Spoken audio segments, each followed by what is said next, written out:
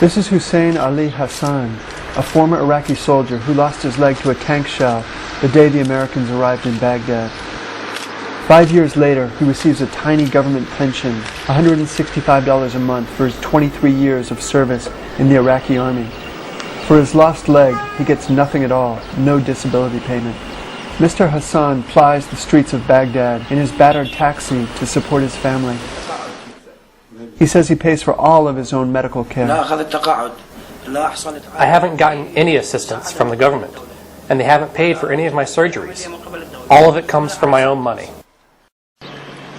While U.S. attention is focused on the care of wounded American soldiers, many of their Iraqi army and police counterparts share Mr. Hassan's fate. The Iraqi government doesn't even keep statistics on how many Iraqi soldiers have been wounded. But from the few casualty figures available, it appears they're wounded and killed at about double the rate of U.S. soldiers. There may be as many as 40 to 50,000 wounded Iraqi veterans. Many of them are amputees.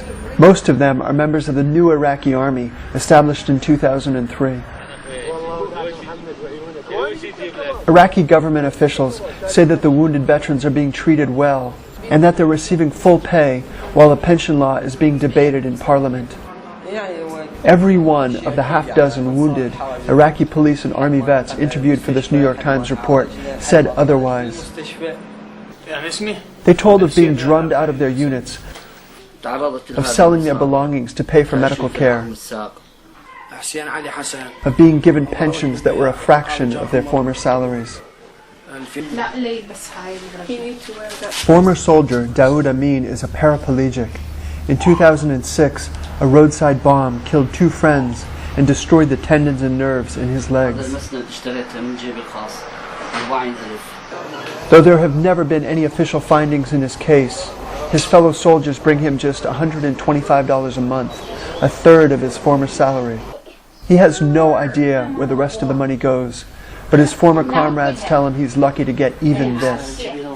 As yet, there is no law spelling out pension guidelines for wounded veterans. Lawmakers say they're working on it. For now, soldiers are at the mercy of their former commanders. I spent all the money from my own pocket. I have no money left, and nobody from the government gave me any assistance. When health care for veterans is available, it's often substandard. As U.S. forces stood by, Iraq's 3 military hospitals were looted and destroyed in post-invasion violence. Now, squatters and their livestock live amongst the ruins. Iraqi officials say that the veterans can simply go to public hospitals instead, ignoring the fact that many of these hospitals are decrepit and overcrowded. And life inside these hospitals can be dangerous as well. Until recently, some were controlled by militias that murdered soldiers in their beds. Today, most newly wounded Iraqis are given high-quality care in U.S. military hospitals.